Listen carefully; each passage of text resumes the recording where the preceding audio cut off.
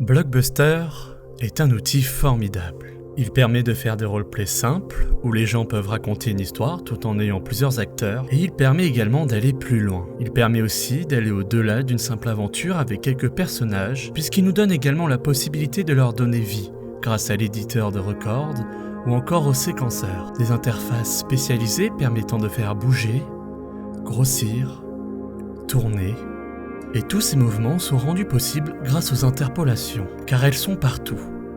Que ce soit dans vos jeux préférés, vos sites préférés, ou même vos séries préférées. Sans elles, tout serait fade, lent, sans émotion. Le seul problème que les débutants pourraient rencontrer et que moi-même j'ai rencontré, c'est qu'utiliser les interpolations par exemple dans un séquenceur avec plus de 2 morphes, c'est compliqué. Le problème vient soit des positions elles-mêmes, soit du choix d'interpolation et du timing, deux principes clés de l'animation. Aujourd'hui, on plonge dans ce sujet pour que vous vous réconciliez enfin avec les interpolations.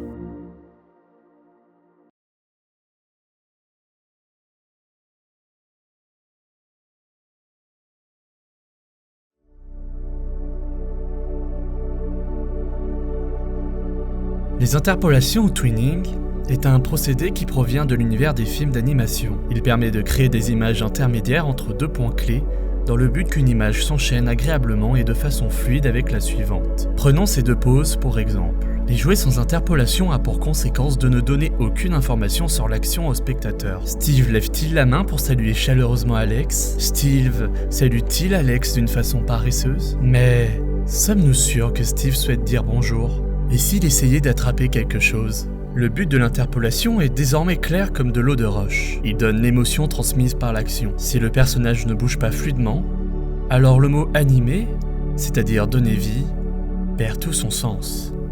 Rajoutons des interpolations et améliorons les poses. Par défaut, Blockbuster vous propose l'interpolation linéaire, c'est-à-dire que l'espace entre les espaces intermédiaires sera toujours le même. Et pourtant, le personnage semble être dans un état entre animé et pas animé. Quelque chose cloche. Il bouge de façon robotique. Et pourtant, il y a plus d'émotions transmises par celui-ci. Il semble alors falloir choisir une autre interpolation. Mais laquelle choisir ? Elles servent à quoi ?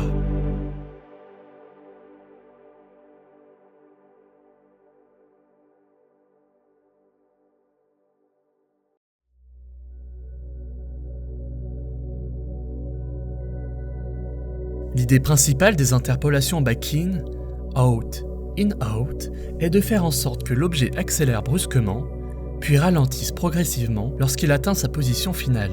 Avant d'arriver à cette position finale, l'objet dépasse légèrement sa position pour y revenir et s'y stabiliser. Cette fonction est utilisée par de très grosses têtes comme Etobot ou encore Animal Maze. Cette fonction est particulièrement pratique dans les mouvements puisqu'elle permet de créer des mouvements rapides, dynamiques et réalistes. Car dans la vraie vie, lorsque vous bougez vos bras par exemple, ils ne vont pas d'un point A à un point B sans que rien ne se passe. Ils vont toujours reculer un peu ou aller légèrement dans une autre direction avant de se stabiliser. Si votre objectif est de faire des animations très dynamiques, alors vous serez particulièrement intéressé par l'interpolation back-out. Ces interpolations peuvent être aussi utilisées avec la caméra. Cela permet de mettre l'emphase sur un plan. Cette interpolation est utilisée par certaines personnes comme NP Yoshi. Regardez cette scène. Mais t'es un malade! T'as fait tout Whitestone! C'est pas la première fois que je construis cette ville, hein. Dans celle-ci, la caméra utilise une interpolation back-in-out. Regardez bien, la caméra est à sa position initiale, elle ne s'avance pas vers sa position finale, elle recule, puis elle s'avance vers sa position finale, elle la dépasse, puis elle y arrive. Les interpolations bounce in, out servent à faire rebondir un objet. C'est une interpolation un peu différente des autres, puisque celle-ci ne sert pas pour les mouvements directement, c'est-à-dire bouger un bras, une jambe, mais elle sert en quelque sorte de support. Observons cette animation. On voit un personnage d'un célèbre manga qui est en état de choc. Pour exprimer ce choc, on étire le personnage, puis on l'aplatit. C'est l'un des principes de l'animation de Frank Thomas et Ollie Johnston. Après, on insiste sur cet état de choc en utilisant l'interpolation bounce out. Et ça véhicule bien plus d'émotion que si on ne terminait pas l'animation avec un bounce out. Notez que cette interpolation ne devrait jamais être utilisée avec la caméra. La caméra n'étant pas un objet physique, ça n'a pas de sens de lui donner un effet rebondi. Le seul cas spécial est si vous utilisez un objet de type tracker.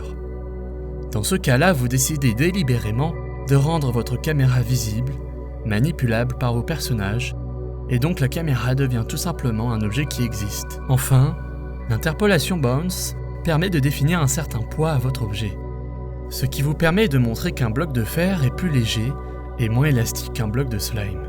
S'il y a un choc entre deux objets, par exemple un humain et le sol, gardez toujours en tête que rajouter une interpolation bounce out peut rajouter du détail. Ces interpolations sont plutôt mystérieuses. Elles sont basées sur des équations polynomiales, c'est-à-dire que le plus haut degré pour l'interpolation quadratique est 2, cubique 3, quartique 4 et quintique 5. Plus le degré est élevé, plus l'animation pourra être fluide et détaillée. Mais attention, qui dit fluide dit plus rapide, la vitesse varie. Même si mathématiquement c'est absolument faux, j'aime appeler ces interpolations des interpolations sœurs tellement elles se ressemblent. Ces interpolations peuvent être utilisées dans les mouvements et la caméra. En ce qui concerne les mouvements, il vaut mieux utiliser du quadratique plutôt que du quintique. Vos mouvements seront plus lisibles. Un exemple serait New Matthew.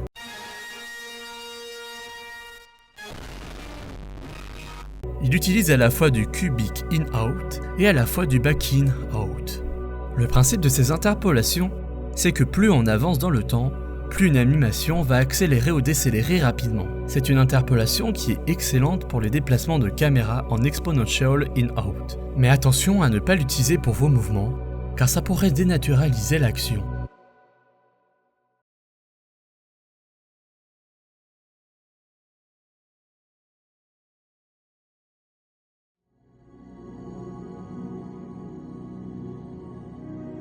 Les gens n'ont pas de mal à faire une interpolation entre deux morphes puisqu'il s'agit de la base. Revoyons l'interpolation sous forme d'une fonction dans un repère. Les valeurs translate, size et rotate de chaque membre du morphe vont moduler entre l'état qu'ils ont au morphe 1 jusqu'au morphe 2. C'est la base, tout le monde connaît ça. Le problème survient lorsque l'on souhaite interpoler un morphe 1 en morphe 2, en morphe 3 ou plus. Très souvent, l'animation n'est pas fluide. Dans cette animation, on voit les différents morphes qui subissent cette interpolation. Il y a la pose de base, les bras vers le bas, puis la T-pose, et enfin les bras vers le haut. L'animation est saccadée. On remarque qu'il y a comme un petit temps d'arrêt à chaque morphe.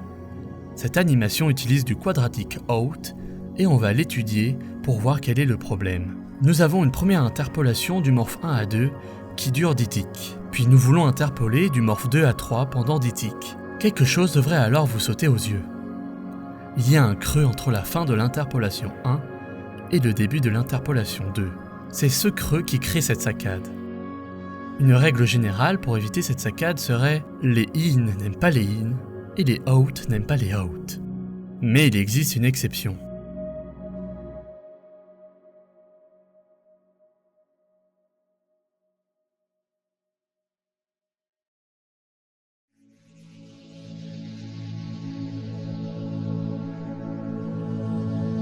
Et si je vous disais que deux interpolations back-out pouvaient se tolérer? Et pourtant ça paraît contre-intuitif. On voit qu'il y aura une saccade. Alors, et si on ne terminait pas la première interpolation? Au moment où elle est censée dépasser la position du morphe 2 pour y revenir et s'y stabiliser, on lance directement une autre interpolation back-out. Ceci est possible justement parce que les interpolations back-out dépassent leur valeur d'arrivée. Si notre animation dure 10 ticks back-out et 10 ticks back-out, alors le premier morph devra être arrêté à 3,8 ticks. Sauf que sur Blockbuster, il vaut mieux arrondir ça à 3. Et l'animation est alors beaucoup plus fluide. Une nouvelle règle que vous pouvez appliquer est la règle des 3 dixièmes. Prenez le temps que votre back-out met à faire, multipliez-le par 3 dixièmes et arrondissez le résultat à l'entier inférieur. Et vous obtenez la durée de votre morph. Si ça vous a aidé, s'il vous plaît, mettez un pouce bleu et abonnez-vous. C'est gratuit et ça aide énormément. Ça me montre aussi que ce genre de petit tuto est apprécié et me poussera à en faire un autre que j'ai en tête. Au revoir.